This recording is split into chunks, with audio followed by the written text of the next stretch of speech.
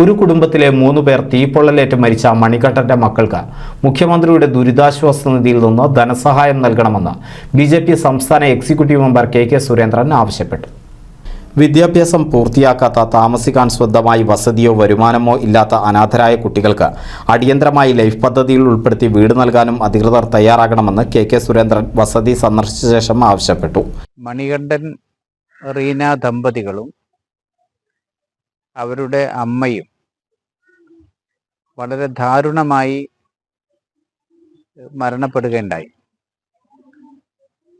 അവരുടെ 2 മക്കള് വിദ്യാഭ്യാസം പൂർത്തിയാക്കിയിട്ടില്ല, അവർക്ക് താമസിക്കാനൊരു വീടില്ല, അവർക്ക് തൊഴിലില്ല.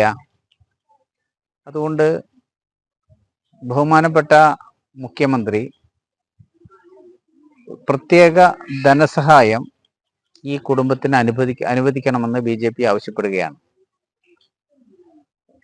ഇത്തരം കുടുംബങ്ങൾക്ക്, അനാഥരാകുന്ന കുടുംബങ്ങളെ സഹായിക്കാൻ മുഖ്യമന്ത്രിയുടെ ദുരിതാശ്വാസ നിധിയിൽ നിന്ന് സാധ്യമാകുന്നതാണ്.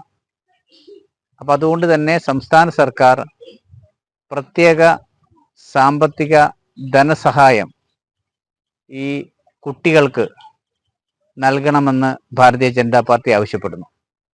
ഇതുമായി ബന്ധപ്പെട്ട നിവേദനങ്ങൾ ബിജെപി നേതാക്കളായ കെ ശ്രീധരൻ, സജയൻ പത്തായി എന്നിവരും ഒപ്പമുണ്ടായിരുന്നു. NCV news, മാർച്ചേരി.